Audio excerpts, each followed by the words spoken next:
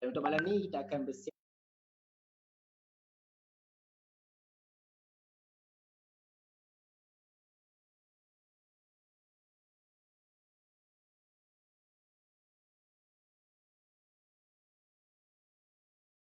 kita akan terus ke live kita. Macam mana pula aku nak tukar? Dah lama.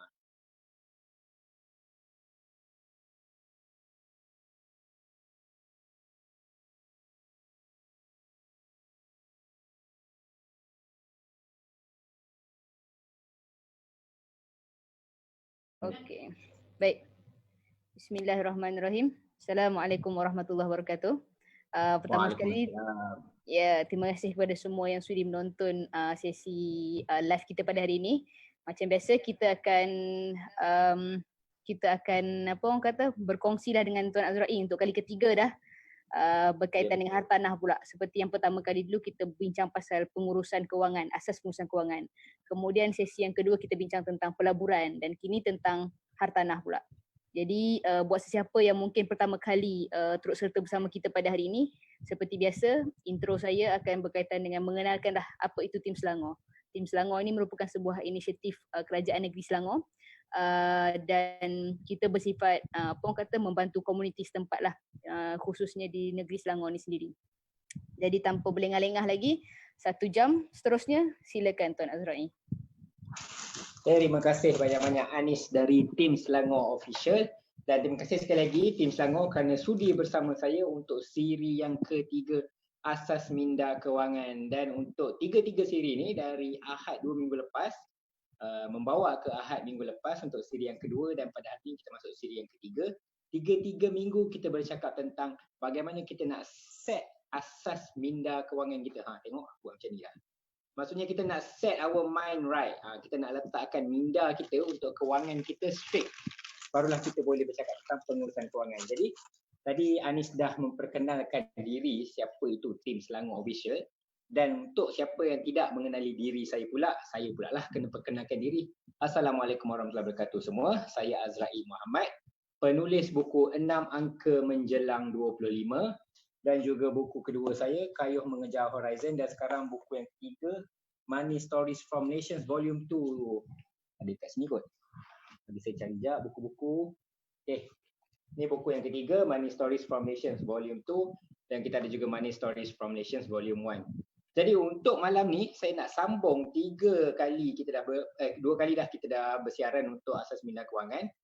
Yang pertama Asas Minda Kewangan 1, 21 hari bulan 6 yang lalu, 2 minggu yang lepas. Saya bercakap tentang 3 asas perkara yang paling asas tentang pengurusan kewangan. Pertama, kita kena save. Dapat duit, kita save dulu. Kemudian kita akan belajar how to spend. Dan lastly barulah kita belajar untuk invest ataupun melabur. Dan untuk siri asas kewangan minggu kedua, 28 hari bulan 6 minggu lepas, saya bercakap tentang bagaimana untuk kita melabur. So sekarang saya nak sambung sikit untuk kita pelaburan sebelum kita pergi ke topik kita pada hari ini, iaitu property ataupun pelaburan hartanah. Sebab apa kita akan bercakap tentang pelaburan hartanah? Sebab melabur dalam hartanah ni satu, orang kata topik ataupun satu interest, satu perkara yang sangat menarik minat anak muda terutamanya. Kerana bila kita cakap tentang pelaburan, mesti kita akan go forward ataupun go towards investing into hartanah ataupun investing into property as well.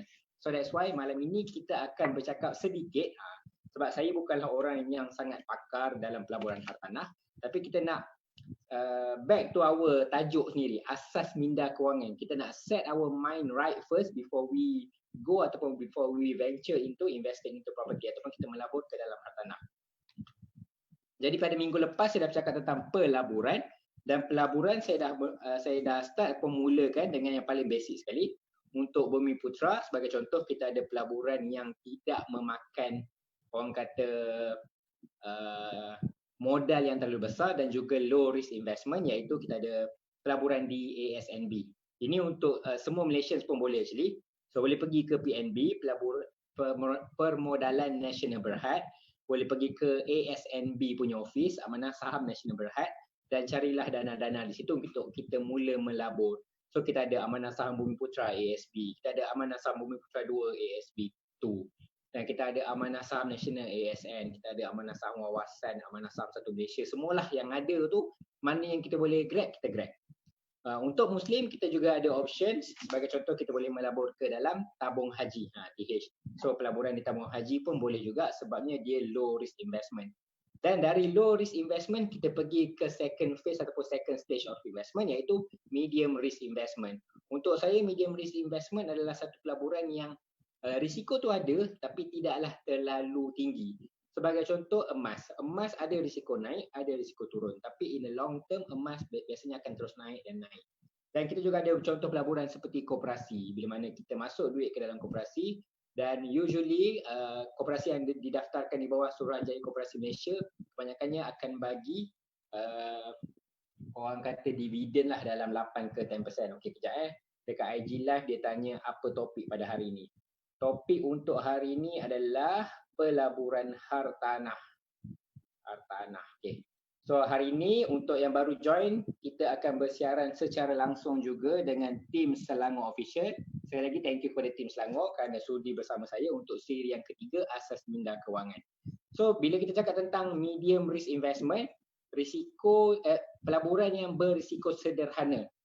Kenapa kita mencakap tentang low risk investment, medium risk investment, barulah kita pergi ke high risk investment, sebab ini adalah orang kata fasa asas kehidupan, natural phase of our life. Kita sebagai, macam saya selalu ulangkan, sebagai perjalanan hidup seorang bayi, dia akan belajar untuk berdiri dulu. Kemudian dia akan bertatih, dia akan berjalan sedikit-sedikit, barulah kita akan belajar untuk berlari. Sama juga macam kewangan dan juga pelaburan. Untuk pengurusan kewangan, yang pertama kita akan belajar how to save the money. Kita akan ada disiplin dan juga habit bagaimana untuk kita menyimpan. Ini kita dah cakap dalam Asas Minda Kewangan siri pertama. So boleh check tim Media Selangor Official punya account untuk tengok episod pertama kita, siri yang pertama kita. Bagaimana asas untuk kita menguruskan kewangan kita. Bagaimana kita kena mula-mula kita kena save first. Save duit, kemudian kita kena belajar how to spend, barulah kita pergi ke investment. So dalam investment pun ada 3 fasa juga. Low risk, medium risk and also high risk investment. Kenapa kita kena start dengan low risk investment? Sebab selagi mana kita belum mahir, selagi mana fundamental kita tak kuat dalam low risk investment, selagi itulah kita akan tercedok ataupun kita akan membuat kesilapan yang besar bila kita pergi ke medium risk dan juga high risk investment. So sebelum kita pergi ke pelaburan hartanah, kita pergi ke pelaburan saham dan sebagainya, we have to start with the fundamental, we have to start with the basic first, iaitu low risk investment, medium risk investment and also high risk investment. So 3 ni saya dah ulaskan dalam siri yang lalu, siri yang kedua, Asas Minda Kewangan, siri yang kedua, 28 Jun yang lepas. So boleh tengok di IGTV saya dan juga boleh tengok di tim Selangor Official punya social media, IG ada, Twitter pun ada juga. Okay, tadi kita cakap tentang medium risk investment. Ada sebagai contoh ada unit trust, kita ada pelaburan emas, kita ada pelaburan di koperasi dan sebagainya. Dan bila kita dah mahir dengan medium risk investment, bila kita dah macam selesa, kita rasa macam okay, aku dah okay dah dengan medium risk ni. Aku nak take a bigger risk. Aku nak pergi ke orang kata pelaburan yang lebih besar untuk aku dapat return lebih besar. Then we can go to high risk investment. Okay. Untuk high risk investment, untuk saya sendiri, dia adalah pelaburan yang melibatkan pertama high risk high return. So kita kena ada mindset high risk high return.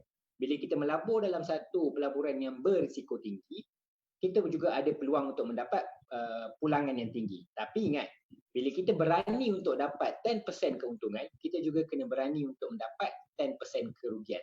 So bila kita cakap tentang high risk, dia lebih maybe dalam 20 to 30%, maybe up to 50 to 100% pun boleh juga. So bila kita cakap tentang sebagai contoh 100% keuntungan kau nak tengok dalam kau punya pelaburan, kau kena bersedia juga, kita kena bersedia juga untuk menghadapi kerugian sampai 100%. Adakah kita bersedia? Mungkin ramai yang tidak bersedia. So that's why we have to start step by step. Sebab a long journey start with the small step. Even siapa yang pergi ke bulan pun cakap lah kan, one step for man tu big step for the humanity. So semuanya bermula dengan langkah yang pertama. So that's why we have to start small first. We have to take the small step first, barulah kita boleh pergi ke pelaburan-pelaburan yang lebih besar. So sebagai contoh, untuk high risk investment, saya selalu letakkan untuk diri saya sendiri pelaburan saham dan juga property sebagai pelaburan risiko yang tinggi. Sebab apa? Dia melibatkan pelaburan dan juga modal yang sangat tinggi. Sebagai contoh, kalau kita ada 300,000 lah, 300,000, kita boleh masuk 100,000 ke dalam tabung ASB sebagai contoh. Kita boleh masukkan 100,000 ke dalam koperasi, 100,000 untuk membeli emas. Kita ada banyak allocation untuk kita buat dengan RM300,000. Tapi untuk pelaburan hartanah, kita ada 300,000 dan kita kena letak sedebuk dalam satu rumah. Sama ada kita nak duduk dalam rumah tu ataupun kita nak sewakan dalam rumah tu, kita boleh pilih antara dua. Tapi modal tu yang sangat besar, 300,000 ni, dia akan memakan masa 30 tahun kita membayar loan. Kau bayangkan, umur pun belum 30 tahun. Saya baru tahun ni masuk 30. Maksudnya kalau saya buat loan hari ni, patah balik ke belakang sampailah saya hari pertama saya lahir, seumur hidup saya lah menghabiskan masa untuk membayar loan. So, bila kita tengok komitmen, life komitmen yang besar macam ni, of course pelaburannya juga adalah besar. So that's why kita bercakap tentang pelaburan yang besar, high risk investment. So untuk kita pergi ke high risk investment, of course we have to make ourselves prepared. Kita kena menyediakan diri kita kena ada preparation yang baik, barulah kita boleh melangkah untuk pergi ke pelaburan yang berisiko tinggi ni tadi. So bagaimana nak menyediakan diri kita dengan orang kata preparation yang baik, kita tengok Haji Life ni lah. So ni antara orang kata first steps yang kita boleh ambil untuk kita menimba ilmu sedikit sebanyak, untuk kita dengar perkongsian ataupun kita nak macam saya sendiri sebelum saya beli rumah, saya akan tanya dengan orang yang dah beli rumah, apa mistake yang diorang buat, kenapa diorang rasa membeli rumah tu a good decision ataupun a bad decision. Orang yang beli saham, kita pergi tanya dengan orang yang beli saham, adakah dia rasa membeli saham tu a good decision ataupun a bad decision. Sebab apa? Belajar dari mistake orang adalah perkara yang terbaik kita boleh lakukan sebagai seorang pelabur. Yes, a mistake is a good experience for us, and a good experience is a good teacher for us kalau kita membuat kesilapan. Tapi cara yang lebih baik untuk kita orang kata buat decision dengan lebih cepat dan juga lebih kurang risiko adalah kita belajar dari kesilapan orang lain. Bila kita belajar dari kesilapan orang lain, kita menjimatkan masa dan juga kita menjimatkan duit kita. Kita tak payah buat mistake tu, tapi sebaliknya kita boleh belajar terus dari orang lain bagaimana mereka membuat mistake tu dan bagaimana kita boleh belajar dari mistake tu. So that's why when we talk about going into high risk investment, kita perlu belajar dahulu the good side of it. Kita akan belajar tentang untung dia besar, kita akan belajar tentang perks dia besar, pros dia besar, dan juga kita akan belajar tentang cons dia ataupun dia punya orang kata the good and the bad side of it. So kita terus masuk ke topik kita pada hari ini, iaitu pelaburan hartanah. Save life ni please. Yes, live di IGTV Azrael Muhammad akan di-save dan juga live akan di-save di social media Tim Selangor Official. So boleh follow Azrael Muhammad dan juga boleh follow Tim Selangor Official. Ya Allah, kucing tiba datang atas spur. Untuk tengok semula live ni, kalau-kalau lah korang terlepas dan sebagainya. So kita terus go to our topic for tonight, iaitu pelaburan hartanah. Okay. Untuk bercakap tentang pelaburan hartanah, ramai yang akan merasakan membeli hartanah adalah satu pelaburan. Okay. Tidak salah. Dalam accounting pun, bila kita ada orang kata rumah atau kita ada property, biasanya dia akan letakkan dalam allocation asset. So dalam accounting punya side, rumah akan dikira sebagai satu asset. Sebabnya dia akan appreciate in value. Okay, itu adalah dalam accounting side. Sekarang kita akan tengok dalam financial punya perspektif pula. So untuk financial perspektif, asset adalah sesuatu yang memberikan kita duit. Maksudnya yang membawa duit masuk ke dalam cash flow kita lah. Orang kata inflow. So kalau rumah tadi kita buat sewa dan sebagainya, dia akan membawa cash inflow ke dalam kita punya account. So rumah akan menjadi satu aset kepada kita. Dan untuk life perspektif, aset adalah sesuatu yang membawa manfaat kepada kita. So sebagai contoh tadi, rumah. Kalau kita sewakan kepada orang, dia membawa manfaat dari segi dia akan bawa masuk duit lah. Kalau kita sendiri tinggal di dalam rumah tu dan kita menyediakan tempat perlindungan, kita menyediakan atap dan tanah untuk family kita tinggal, pun dia memberikan manfaat kepada kita. So that's why untuk life perspektif, rumah juga adalah satu aset untuk kita tinggal di dalamnya kerana ia akan membawa manfaat. So itu kita cakap tentang benda yang best saja, aset. Tapi adakah rumah boleh menjadi liability kepada kita? Sebab kita nak cakap tentang pelaburan hartanah, orang akan tengok the good side saja. Tapi untuk kita membuat keputusan dalam pelaburan, kita kena tengok both the good side and also the bad side. Dalam risk management, kita panggil this as calculated risk. Kita kena kira risiko kita sebelum kita membuat keputusan pelaburan kita. Okay. So kita back to accounting perspektif tadi. Rumah dia akan appreciate in value. So that's why dalam accounting, rumah adalah asset. dia tidak menjadi liability. Tapi bagaimana kalau rumah tu depreciate in value? Jarang-jarang berlaku, tapi boleh berlaku kalau rumah tu lokasi tak strategik, kalau rumah tu maybe jahanam dan sebagainya, rumah yang kita beli, rumah lelong sebagai contoh. Kita beli dan dia tak mencapai expectation yang kita harapkan. Maksudnya kita beli rumah lelong tu dan rupanya harga dia makin jatuh. Kawasan tu kawasan jenayah dan sebagainya. So dia akan depreciate in value. Jarang untuk accounting kira rumah sebagai liability, tapi kalau perkara macam ni berlaku, kita kena akui dan kita kena terima hakikat yang rumah tu tidak naik ataupun tidak appreciate in value. So second, kita tengok dari financial perspective. Adakah rumah akan menjadi liability? So again, kita bercakap tadi, asset adalah sesuatu yang membawa cash inflow ke dalam kita punya cash flow, dan liability adalah sesuatu yang membawa duit keluar dari kita punya cash flow. So contohnya membeli rumah, pelaburan hartanah tadi. Kalau kita membeli rumah dan rumah tu menyebabkan kita terpaksa keluar duit setiap bulan berlebih-lebihan, adakah ia menjadi liability atau dia masih menjadi aset? Bagaimana dia boleh mengeluarkan duit kita? Pertama, kalau kita beli rumah yang di luar kemampuan kita. Kita ni gaji 3,000 tapi nak beli rumah sampai 600-700,000. So bulanan bayar ke bank tu pun sebenarnya kita dah tak berkemampuan. So bila kita dah tak berkemampuan, dia sebenarnya dah jadi satu liability pada kita, dah menjadi beban pada kita. Kedua, bila kita tengok rumah yang kita nak sewakan, maksudnya kita beli rumah tu untuk pelaburan dan sewakan. Tapi apa yang berlaku, penyewa pun bayar sikit pada kita sebabnya market tak menentu. Dan sebabkan kerosakan, kita beli rumah lelong dan rumah tu rosak, banyak repair, kena bayar orang kata maintenance dan sebagainya, kita terpaksa keluarkan duit dengan lebih banyak. Dah lah harga rumah tu tak naik-naik, kita terpaksa pula keluarkan duit dengan lebih banyak. So dari segi financial perspektif, ada kemungkinan juga rumah ni boleh menjadi liability kepada kita jika ia mengeluarkan duit lebih banyak dari poket kita berbanding ia memasukkan duit ataupun cash inflow tu lebih banyak kepada kita. So kalau dia cash outflow terlalu banyak, ia boleh menjadi liability juga. So that's why we have to take a good consideration. Kita kena ambil kira semua faktor sebelum kita membuat keputusan untuk membeli rumah atau melabur dalam hartanah. Dan ketiga, kita tengok kepada life perspective tadi. Life perspective senang saja. Asset sesuatu yang membawa manfaat ke dalam hidup kita. Liability sesuatu yang membawa beban lah. Liability dan beban dalam hidup. So untuk life perspective, kalau kita membeli sesuatu aset, misal kata rumah tadi. Kalau kita dapat tinggal satu family di dalam rumah tu, dapat ada orang kata tempat berteduh, ada katil untuk family, ada rumah, ada ruang TV dan sebagainya untuk kita hidup sebagai satu keluarga, ia adalah sesuatu yang membawa manfaat. Tapi sebaliknya, kalau rumah tu menjadi beban kepada kita, sebagai contoh rumah memang cantik tapi di luar kemampuan, ataupun rumah terlalu kecil sampai kita pun tak selesa untuk duduk. Rumah tu menjadi beban lah kepada kita.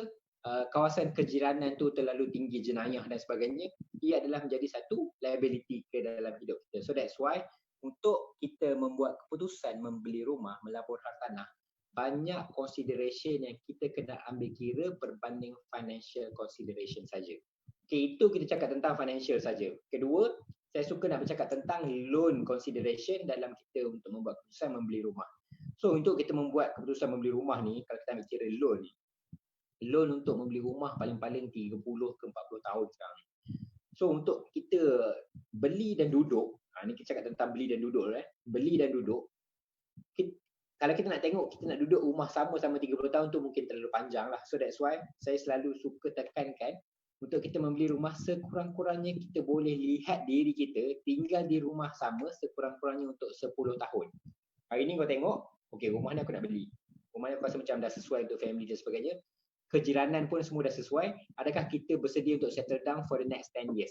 Kita punya loan 30 tahun ke 40 tahun. Tapi sekurang-kurangnya kita bersedia untuk duduk selama 10 tahun. Sebab kalau kita tak bersedia untuk duduk selama 10 tahun, kalau kita masih ada mood ataupun fasa nak berpindah randah, saya takut dia akan menjadi lebih kepada liability. Dia tak menjadi asset kepada kita. So that's why it's okay actually untuk, terutama untuk anak muda bawah 30, kalau nak berpindah randah lagi untuk mencari tempat yang lebih sesuai untuk kita tinggal, it's okay. Tak salah, dan jangan orang kata terikut-ikut orang lain. Orang lain semua nak beli rumah, orang lain semua dah beli rumah, kita masih menyewa je. Jangan risau. Sebabnya komitmen dia sangat-sangat besar. Besarnya komitmen ni 30-40 tahun, seumur hidup ni, dari mula bekerja umur 25 sampailah umur berapa, 60, 70 nanti, kau akan habiskan seumur hidup bekerja ni untuk membayar rumah saja. So that's why dengan komitmen yang sangat besar ni, it's fine for us to think properly before we purchase any house or property. Ianya adalah sangat okey untuk kita, orang kata, menimbang kira, kita mengambil kira kita punya faktor-faktor dan juga consideration tadi sebelum kita membuat keputusan untuk membeli rumah.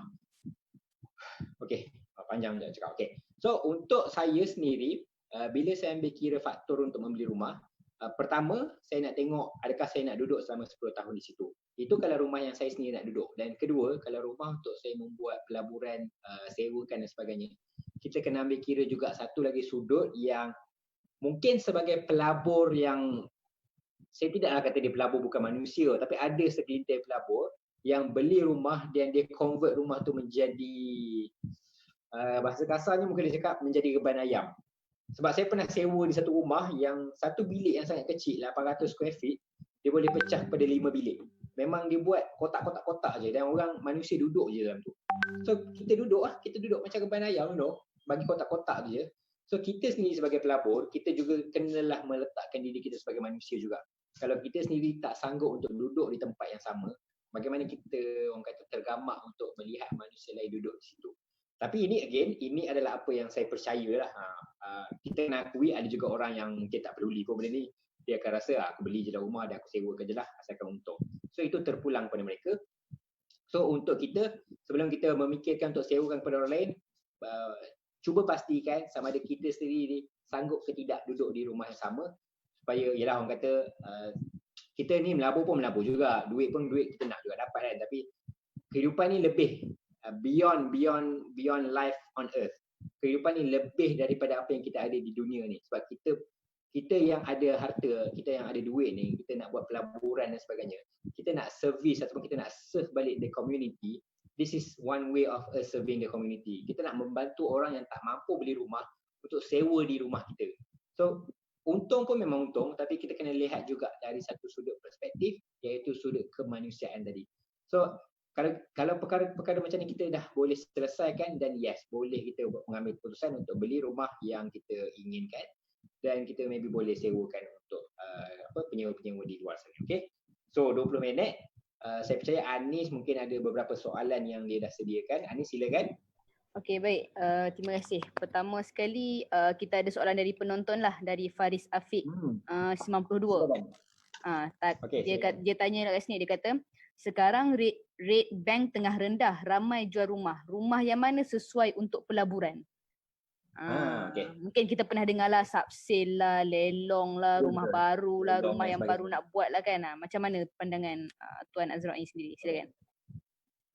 Okay, so saya insyaAllah alhamdulillah tahun ni akan membuat pembelian rumah saya yang pertama lah.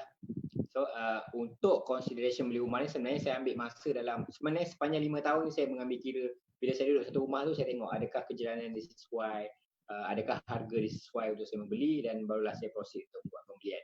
Dan ada beberapa kali yang saya gagal, dan bila gagal tu, bila reflect balik, alhamdulillah juga, sebab kejalanan tu mungkin tak sesuai dengan saya. Dan insyaAllah pada tahun ni dengan rumah yang sekarang saya tinggal ni, insyaAllah dia lebih fokusan. Langsir belakang ni tak center tapi tak apalah. Okay, kat mana aku cakap tadi? Okay, so untuk kita membuat keputusan membeli rumah tadi, sekarang orang kata adalah satu masa yang, okay, kita ambil realiti bila COVID ni berlaku, pandemik ni berlaku, sebenarnya kali terakhir pandemik sebesar ni berlaku adalah 100 tahun yang lepas, pada tahun 1920. So pada tahun 1920 bila Spanish flu berlaku, everything went down lah kan. 500 juta manusia dijangkiti dengan Spanish flu pada ketika itu, 1918 sampai 1920, 21 macam tu. Dan 10 tahun kemudian Great Depression berlaku di Amerika. So bila Great Depression berlaku, memang market semua jatuh teruk lah. So 100 years later COVID-19 berlaku. So bila kita bercakap tentang ekonomi, harga rumah sekarang dijangkakan jatuh lebih teruk berbanding financial crisis 1997 dahulu. 1997 kita ada krisis kewangan, Asian Financial Crisis 1997, 22 tahun yang lepas, 23 tahun yang lepas itulah. So bila kita tengok hari ini, harga rumah jatuh teruk, dan interest bank yang diberikan pun jatuh juga sebab interest bank diturunkan. So yes, this is a good time for us to buy a house. But kenapa sekarang ni harga yang bagus untuk membeli rumah? Sebab orang tak ada duit untuk beli rumah. Bila kita cakap tentang harga rumah jatuh, maksudnya kita yang nak membeli ni pun akan terjejas dengan ekonomi juga. So that's why bila harga rumah jatuh, bunyi nampak sedap untuk kita beli, tapi kita kena ingat mungkin pendapatan kita pun jatuh juga, mungkin kita punya income pun jatuh juga. So that's why untuk kita membuat pembelian sekarang, walaupun dia sounds nice, tapi kita kena ambil kira adakah kita berkemampuan untuk membuat loan yang sama untuk kita membeli rumah tadi. Kalau kewangan kita dah cukup kokoh, kewangan kita dah stabil dan kita dah ada kemampuan dan bersedia untuk membuat pembelian menerusi loan tadi, then yes, boleh proceed with it. Sebab itu saya suka tekankan kita ada pengurusan kewangan yang baik dan bila peluang datang terhidang, mestilah kita boleh buat keputusan untuk kita membeli. For the past 3 to 4 years, saya start 2017, 3 years, saya suka ajar kepada klien, sediakan duit dahulu. Beli ke tak beli tu nombor 2. Yang penting kita sediakan duit, kita kena buat pengurusan financial yang baik, kita kena buat pengurusan kewangan yang baik, kita kena buat orang kata structure dan juga disiplin yang baik. So bila peluang datang, kita dah bersedia dengan 10% duit deposit, 5% fee dan sebagainya. So alhamdulillah bila COVID ni berlaku, kita adalah orang yang dah bersedia dengan kewangan tu untuk kita membuat pembelian, membeli rumah. Okay. So itu dari sudut pengurusan kewangan. So now we talk about the orang kata purchasing part of it. So untuk membeli rumah, sekarang ni ada 3 lah. Pertama, lelong saya rasa memang banyaklah rumah yang agak terjejas sekarang. Cuma lelong tidak tinggi sangat sebab moratorium masih berjalan. So selagi moratorium berjalan, rumah tak dilelongkan lagi lah. Tapi dianggarkan by the time moratorium dah habis, Oktober, November nanti mungkin akan lebih banyak rumah-rumah akan dilelongkan.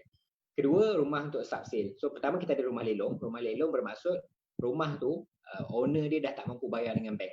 Maksudnya dah 3 ke 6 bulan tak bayar dengan bank, so bank terpaksa tarik rumah tu dan dilelongkan. Untuk kita membeli rumah lelong, dari segi harga memang bagus, sebabnya harga dia mungkin akan jatuh, harga dia akan ikut harga loan tu lah. Tapi apa yang tidak bagus, pertama, kita tak boleh nak tengok dulu rumah tu. Yelah, kalau rumah lelong pun dia bagi yang bagus, semua orang beli rumah lelong. So risiko dekat rumah lelong ni adalah pertama, kita mungkin tak dapat tengok rumah tu. Sebab rumah tu dia akan beritahu je lokasi dan sebagainya, tapi kita tak boleh nak buat viewing ke dalam tu. Kedua, kalau owner masih ada dalam rumah lelong tu, rumah yang nak dilelongkan, owner masih ada dalam tu, kita terpaksa keluarkan kos sedikit untuk panggil orang kata, jelah buat laporan polis dan sebagainya untuk menghalau owner tadi keluar dari rumah tu. So itu akan menjadi satu beban sikit lah ataupun satu kerja juga untuk kita menghalau owner tadi. Dan kalau everything goes well, kita boleh buat boleh proceed untuk membeli rumah lelong. Tapi kena ingat, nama dia pun lelong. So kita kena bidding lah. Rumah lelong ni untuk, saya pernah sekali pergi dan alhamdulillah tak dapat rumah tu. So salah satu tips yang ejen tu kongsikan, kita kena letak satu harga di bawah market value untuk kita lelong satu rumah. Sebagai contoh, harga rumah lelong tu 100,000. Dilelongkan pada harga 60,000 lah katakan. So permulaan harga 60,000, harga market value 100,000. So kita kena letak set tengah-tengah 80,000 untuk kita beli.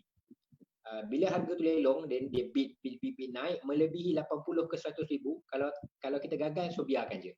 Sebab kalau harga tu dah naik sampai 120, 130, 140, dia dah jadi melampau-lampau, dia jadi tinggi daripada market value. Sebab kalau harga tu dah sampai market value, baik kita cari rumah lain, baik kita cari je rumah yang sama mengikut market value. So kenapa kita perlu beli rumah lelong kalau harga dia harga market value? So peluang dekat rumah lelong adalah membeli di bawah market value tadi. So try to set satu set harga untuk kita bid. Bila harga tu dah lebih daripada apa yang kita dah set tu, just let go. Biarkan, mungkin itu bukan rezeki kita. So itu adalah rumah lelong. Second, kita cakap tentang rumah subsale. Rumah subsale bermaksud rumah yang dah dimiliki oleh orang lain sebelum ni. Maksudnya bukan rumah baru lah, rumah tu memang rumah dah sedia ada, dah ada owner dan owner nak jual rumah tu. Saya personally, my preference is on subsale punya rumah. Sebab apa? Pros and cons. Untuk subsale rumah, pros dia ataupun advantage dia adalah kita dah tahu surrounding dia macam mana. Berbanding dengan rumah baru, bila rumah tu baru, kita tak tahu kejiranan tu siapa yang akan duduk. Kita tak tahu macam mana komuniti setempat berkaitan dengan rumah tu, kita belum ada idea lagi.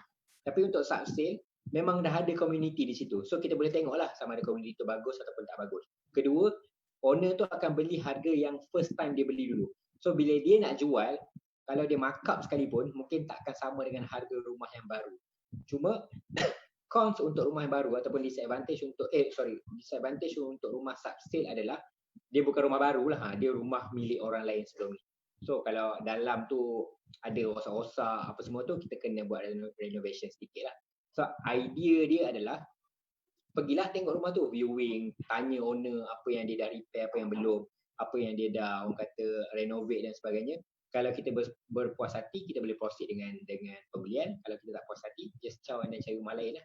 So untuk subsale, whatever harga yang owner letakkan, biasanya dia dah untung sedikit dan harganya biasanya lebih rendah dari harga rumah baru di kawasan yang sama. Sebab harga rumah baru mengambil kira harga tanah premium yang baru untuk tanah tu di-develop juga. So that's why subsale harga dia biasanya murah sikit daripada rumah baru dan kita ada advantage on kejiranan tadi. Itu subsale. Dan last but not least adalah rumah baru lah. Rumah baru maksudnya rumah maybe underdeveloped, masih dibangunkan, ataupun rumah yang baru siap, sebagai contoh kondo ataupun rumah-rumah teres dan sebagainya. So itu advantage dia, rumah tu baru lagi. Maksudnya kita dapat rumah baru, new one. Disadvantage sebab kawasan Bukit Jalil yang saya tengah usaha untuk beli tu, rumah-rumah baru bila developer berlumba-lumba untuk siapkan rumah, ada tendensi sikit untuk rumah tu tak berapa orang kata nice pembuatan dia, bukan pembuatan, pembinaan dia. Sebab ada rumah yang 6 ke 10 tahun baru siap dan dah start ada crack-crack. So kau bayangkan kau beli rumah baru 5-6 tahun tapi rumah dah crack. So tak best lah kan. So harga pun mungkin agak mahal, tapi rumah baru ni of course lah dia cantik, dan mungkin kalau yang ada swimming pool pun cantik dan sebagainya. So untuk memilih membeli rumah ada 3 option ni tadi, rumah lelong, rumah subsale dan juga rumah baru. So kita balik semula ke COVID ni, pandemik ni. Dalam kita nak membuat orang kata keputusan membeli rumah ni tadi, tiga-tiga ni pun lebih kurang sama lah, tak jauh beza, sebabnya bila pandemik berlaku semuanya harga akan jatuh lagi. Tapi mengikut apa yang saya sendiri jangkakan lah, bila habis moratorium ni baru kita akan nampak realiti sama ada orang ada duit ke tidak. Sebab orang yang tak ada duit, bila habis moratorium ni, bila dia betul-betul tak ada duit, dia affected dengan COVID-19, mungkin diberhentikan kerja dan sebagainya, tak boleh survive, dia akan terdesak untuk menjual rumahnya. Bila orang dia terdesak, dia terpaksa turunkan harga sedikit. Kita bukanlah nak ambil kesempatan, tapi ialah kalau dia terdesak dan kita offer untuk membeli, kita pun sedikit sebanyak membantu dia. So that's why nak beli sekarang adalah masa yang agak baik, provided that our financial is quite strong and financially stable. Kita punya preparation on financial juga adalah okay, dan kalau semuanya okay, kita boleh proceed untuk kita membuat pembelian during this COVID-19 crisis. Okay, Anis, ada soalan lain? Silakan. Okay, itu tadi kalau kata dari sudut apa orang kata developer kan yang bina rumah kan, lelong ke subsidi dan sebagainya. Tapi macam mana pula, sebab sekarang ni saya tengok macam agak menjadi satu trend semasa lah untuk orang apa orang kata beli tanah sendiri, lepas tu bina rumah sendiri. Macam mana pula pandangan Tuan Azrael tentang trend semasa macam ni? Okay, thank you Anis. Menarik. Sebenarnya saya sebelum ni pun saya tak nampak sangat ke arah beli tanah dan buat rumah. Sebab saya rasa ini saya rasa lah kan. Saya rasa macam beli tanah dan buat rumah ni untuk orang pencen. Sebelum ni kita punya idea dia lebih ke arah macam tu. Tapi bila ambil kira financial punya orang kata bila kita ambil kira kewangan punya kiraan, membeli tanah Hai Eriza, membeli tanah dan membuat rumah baru di atas tanah tu sebenarnya adalah satu keputusan yang agak bagus juga. Again, untuk kita membuat rumah, untuk kita membeli rumah, kita kena ambil kira faktor-faktor selain rumah, faktor-faktor selain kewangan. Sebagai contoh yang saya cakap tadi, kawasan kejiranan. Kalau kau beli tanah memang tengah-tengah hutan dan rumah kau seorang-seorang je, memanglah tanah situ murah. Memanglah buat rumah situ murah, tapi jalan pun tak ada. Silap-silap pokok kiri kanan je jiran kau. Seram juga kan? So, walaupun ianya adalah murah, tapi kita kena ambil kira juga faktor lain, faktor kehidupan. Sebagai contoh, kejiranan kita. Siapa jiran kiri kanan depan belakang. Kedua, kita kena ambil kira akses jalan. Adakah road access di kawasan itu agak okey untuk kita membuat rumah? Kita nak keluar rumah dan sebagainya, keluar masuk rumah, pergi kerja dan sebagainya. Lokasi rumah tu ke tempat kerja pun kena ambil kira. Walaupun rumah murah, tapi kalau dia jam sampai 2-3 jam setiap hari untuk pergi kerja, dah balik dah berapa dah, 4 jam kat situ. So kita kena ambil kira benda-benda macam tu. Dan ketiga, kalau kita nak membesarkan keluarga, kita kena ambil kira faktor sekolah, faktor hospital, faktor kedai runcit, kedai makan dan sebagainya. Kalau semua ni baik, maksudnya everything ticks the box, jalan pun okey, and then kejiranan pun okey lah, bukanlah kiri kanan hutan je kan, jiran kita adalah kampung sebelah, adalah tanah-tanah lain yang orang buat juga rumah, dan sekolah pun ada sekolah yang terdekat, kawasan selamat, sunyi sikit, sebab kalau kau duduk rumah macam muka jala tu, kau 24 jam aku boleh kata, 24 jam saya boleh cakap kan, memang kau bunyi jalan. Sebabnya rumah yang di tepi highway, dekat billboard, dekat iklan, dia akan cakap good access to highway. Biasanya rumah macam ni dia akan dipasarkan ataupun marketing sebagai good access to highway. Tapi bila kau dah duduk kat rumah tu, baru kau tahu malam-malam kau nak tidur, bunyilah kereta sepanjang masa. Sebabnya rumah tepi highway. So rumah tepi highway ni orang pun jalan sepanjang masa. So back to our soalan tadi, beli tanah dan buat rumah. Kalau kita punya akses jalan tadi okey, sekolah, hospital, kedai runcit semua okey, dan juga lokasi kita untuk pergi kerja dan sebagainya okey, membeli tanah dan membuat rumah di atas tu sebenarnya adalah satu keputusan yang agak bagus. Sebab kita ambil kira tanah mungkin harga dia mahal, and then untuk membuat rumah tu tidaklah saya kata murah, tapi the whole package ataupun the total cost tu bila sama dengan membeli rumah yang keluasan dia mungkin biasa-biasa je. Sebagai contoh, kalau kau beli kondo, harga dalam 600,000, 450 ke 600 lah sekalipun, akan dapat sizing dalam 1000 ke 1200 square feet. Untuk beli tanah dan buat rumah, kita mungkin akan ada compound, kawasan laman rumah dan sebagainya. So ini adalah satu kata advantage yang lebih besar berbanding dengan membeli rumah kotak di kondo tadi. Tapi kena ambil kira preference juga, sebab saya sendiri mungkin umur yang masih muda ni, saya lebih suka duduk di bandar, di kondo, tinggi dan dekat dengan LRT, sebab senang untuk ulang-alik pergi kerja ataupun pergi jemput klien dan sebagainya. Tapi kalau mungkin pada usia 30 korang memang dah nak settle down, nak anak tidur senyap-senyap dan sebagainya, dan nak duduk dekat tempat yang lokasi lebih sunyi dan membeli tanah untuk membuat rumah di atasnya pun okey juga. As long as we have a good financial stability and juga good financial preparation untuk kita membuat keputusan membeli rumah tadi. Yang penting jangan beli rumah, jangan buat rumah di luar kemampuan kita, sebab itu akan jadi liability dan bukan asset lagi dalam hidup kita. Okey, Anis, soalan lagi? Okey, sedikit ni lah orang kata jadi kita sembang pasal macam rumah, jenis-jenis rumah dan sebagainya. Jadi mungkin kita boleh Tuan Azrael mungkin boleh share sikit tentang macam mana anak-anak muda especially lah diorang nak uruskan kewangan. Mungkin berapa persen daripada gaji yang patut disalurkan untuk pelaburan hartanah ni. Okay. Thank you, Anis. Okay. So tadi soalan dari Anis dari tim Selangor Official berkenaan dengan bagaimana kita nak menguruskan kewangan kita pula untuk ialah bila kita beli rumah ni. Okay. So kita sekarang ni letak rumah ke tepi, kita bercakap tentang basic financial planning dulu. Okay. Untuk asas pengurusan kewangan, sebab tu saya selalu tekankan tentang kena ada sekurang-kurangnya 30% savings untuk kita buat pengurusan kewangan kita. So di ada 70% tu kita boleh buat lah kita punya orang kata komitmen bulanan lah, bayar sewa rumah, beli kereta dan sebagainya.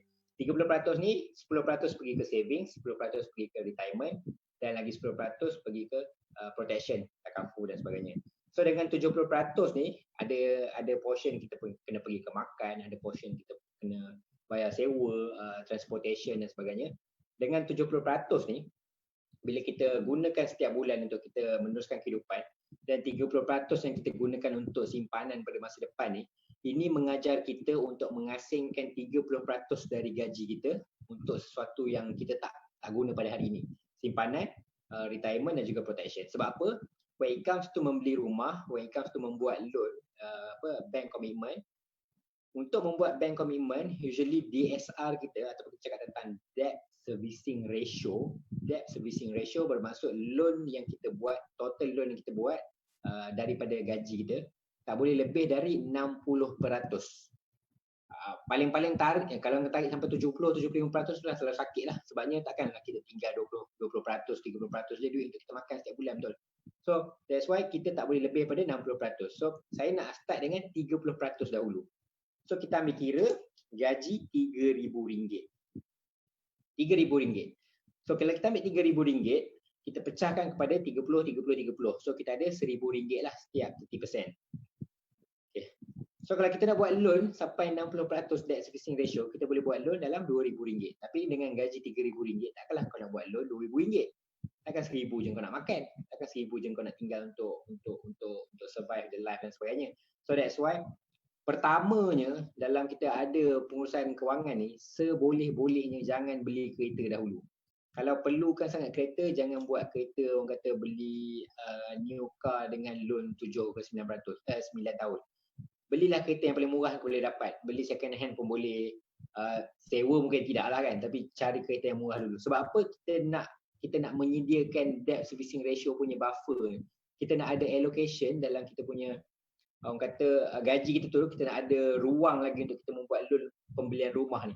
Selagi mana kita tak mampu nak menyediakan buffer ataupun ruang untuk kita sediakan yang 30% ni, selagi itulah kita akan rasa sedikit kesukaran untuk kita membeli rumah nanti, satu hari nanti.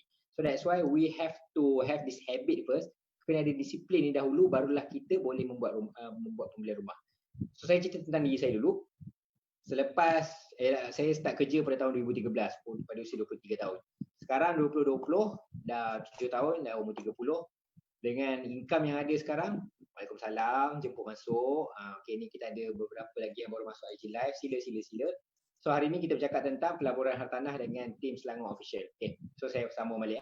Untuk pengurusan kewangan kita membeli rumah, dari tahun 2013 saya bekerja sampai sekarang 2020, selepas 7 tahun, Alhamdulillah, saya rasa saya dah ada satu financial yang agak strong. Pertama dari segi deposit rumah tu.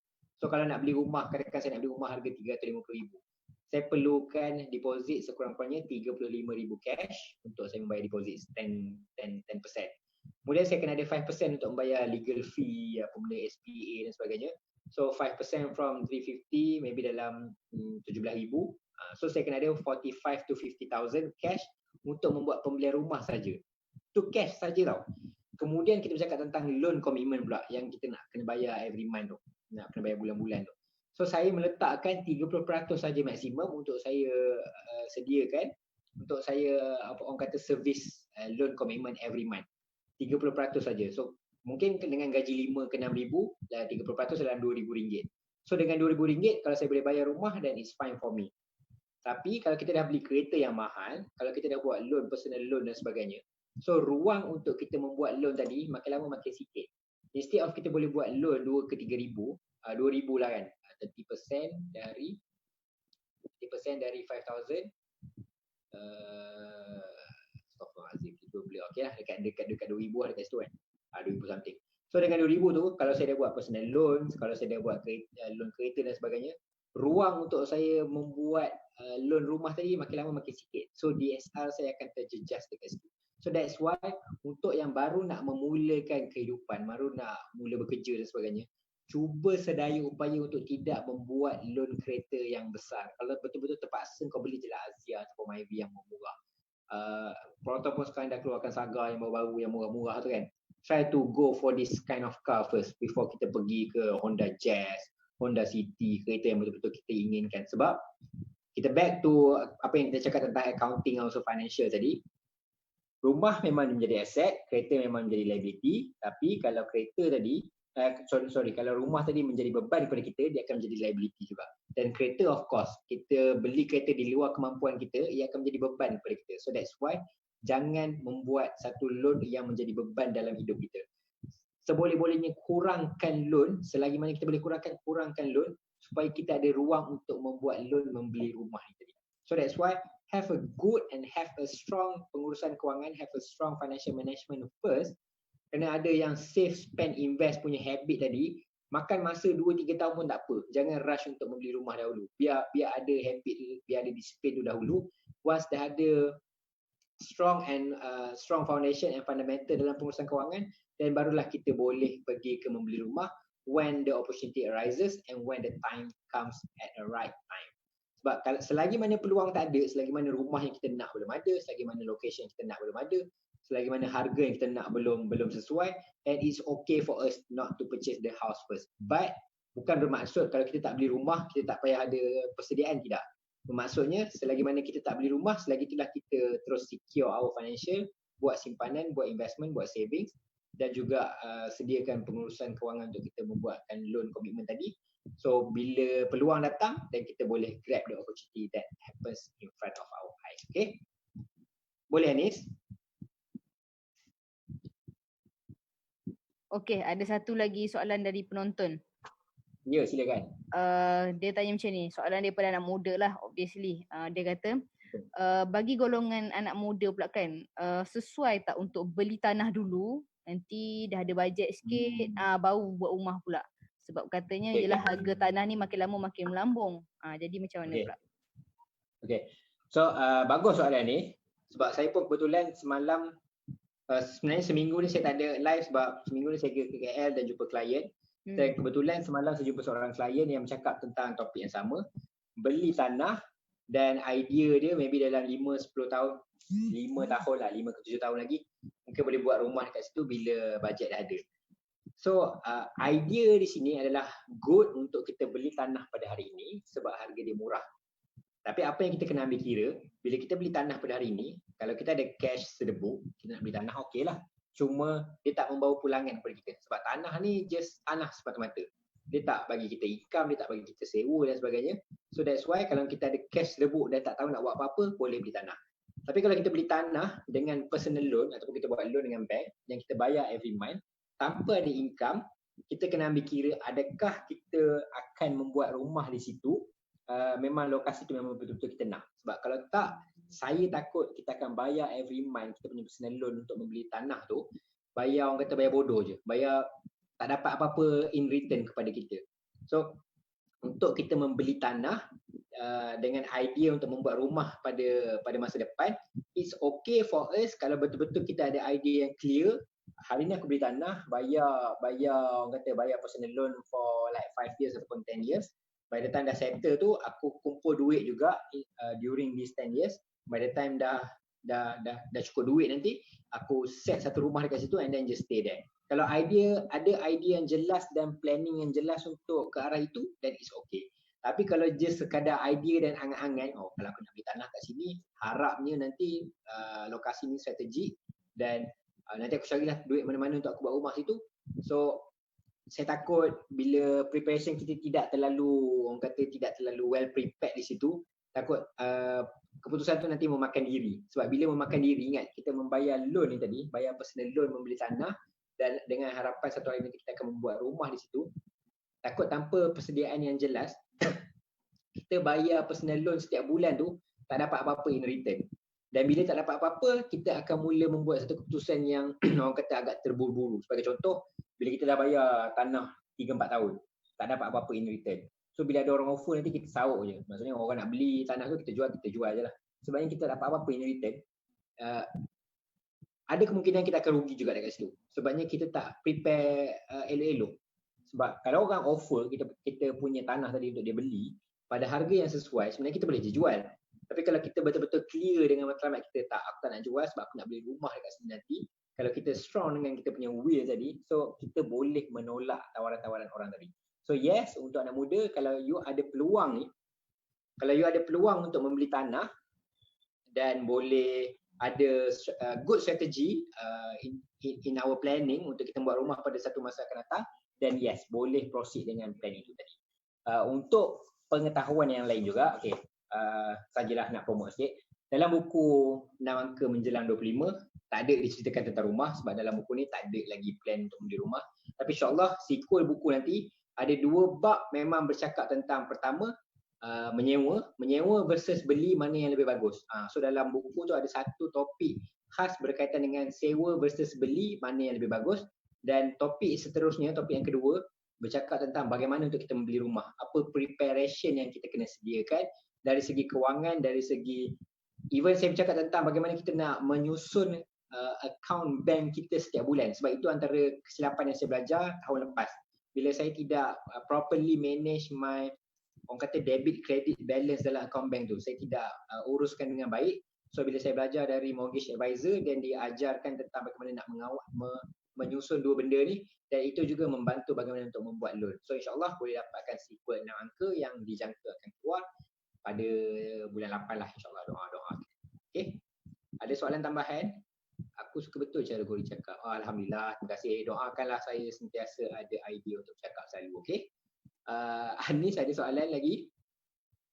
Tiba-tiba dah 9.50 Tak cukup cakap dah masa dah.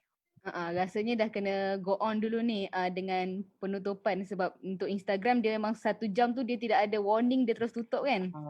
Kan. So itulah kita kena wrap up. Okay, tak apa. Mm-mm. So anyway, thank you everyone for joining us, and also thank you for Team Selangor Official sebab menjemput saya untuk 3 minggu berturut-turut. Kalau nak jemput lagi beritahu je.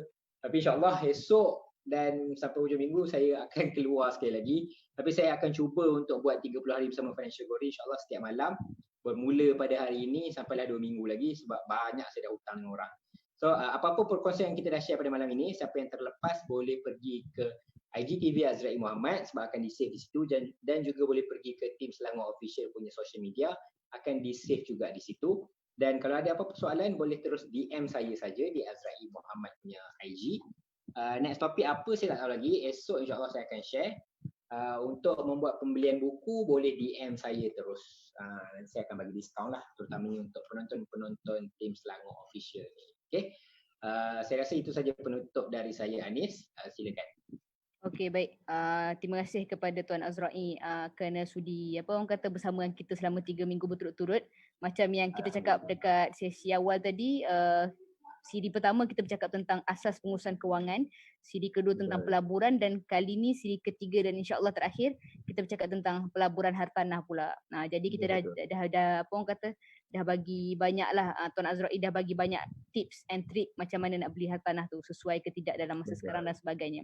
Jadi jangan lupa untuk terus follow, like dan subscribe semua akaun social media Team Selangor dan juga Tuan Azra'i Muhammad. So semoga kita berjumpa lagi dalam sesi seterusnya. Bye. Okay. Thank you, Anis. Assalamualaikum. Thank you Team Selangor Official. Waalaikumsalam. Tapi dekat